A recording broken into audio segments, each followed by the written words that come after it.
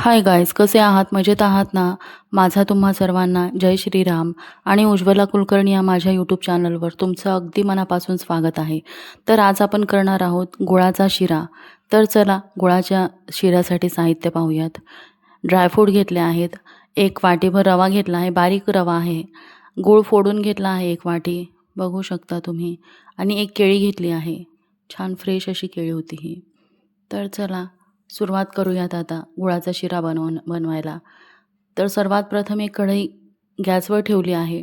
त्यात तूप घालणार आहोत आपण, भरपूर साजूक असं. साजूक तूप 2 चमचे घालायचं आहे आपल्याला. बघा, खूप सुंदर आणि तितकाच पौष्टिक आणि हेल्दी असा हा शिरा.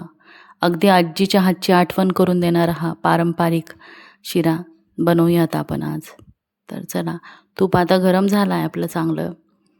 बघा, आता जो 1 वाटी आपण रवा घेतलेला आहे बारीक, तो पण आपण याच्यात टाकला या तुपात. आणि हा छान आपल्याला आता लालबुंद होईपर्यंत भाजून घ्यायचा आहे रवा चांगला तुपात. बघा, खूप सुंदर आणि अगदी पारंपरिक आपली ही रेसिपी.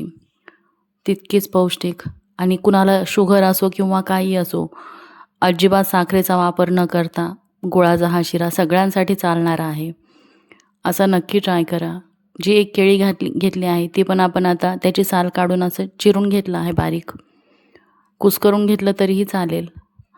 बघा, आता आपला रवा छान फ्राय झाला आहे. त्यातच आपण आता ही केळी घालणार आहोत चिरलेली. ती पण छान फ्राय करून घ्यायची आहेत आपल्याला ही केळीसुद्धा रव्याबरोबर. अगदी झटपट साधी सोपी अशी ही रेसिपी तुम्ही पण नक्की ट्राय करा. आणि घरात जर कुणाला शुगर वगैरे असेल, गोड खाण्याची खूप इच्छा होते अशा लोकांना, तर असा गुळाचा शिरा नक्की बनवा.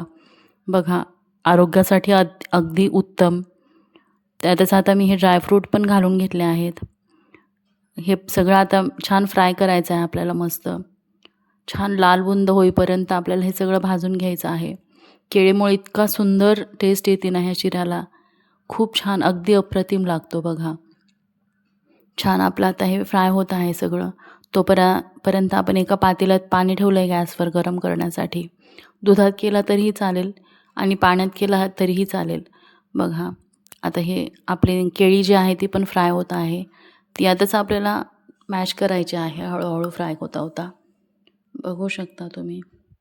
खूप सुंदर आणि तितकीच मस्त मजेशीर अशी ही रेसिपी. तुम्ही पण नक्की ट्राय करा. आणि अशाच माझ्या नवीन नवीन रेसिपीज पाहण्यासाठी चॅनलला नक्की फॉलो करा, लाईक करा, शेअर करा, सबस्क्राईब करायला विसरू नका. तर चला, आता आपला रवा खूप छान असा भाजला आहे बघा. केळी पण छान फ्राय झाली आहे याच्यात. ड्रायफ्रूट पण असे लालबुंद झाले आहेत. कलर छान बदलला आहे त्यांचा. आता ह्या पाण्याला पण इकडे उकळी आली आहे.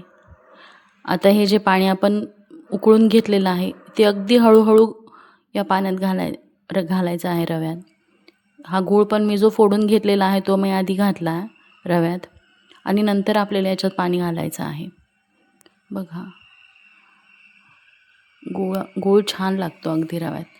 आणि अगदी हळूहळू हे पाणी आपल्याला याच्यात सोडायचं आहे, बघू शकता.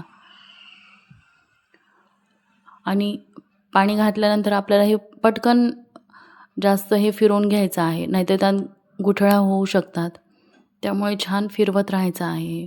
बघा बघा, पाणी पूर्ण शोषून घेतलं आहे रव्याने. थोडंसं आणखीन वरून तूप घातलं. तुम्ही शिऱ्याला जेवढं तूप वापराल ना तेवढं मावलं जातं या तुपात, शिऱ्यात तूप. बघा किती सुंदर आपला कलर आला आहे. थोडासुद्धा अगदी असं कढईला चिकटत नाही आहे, बघू शकता.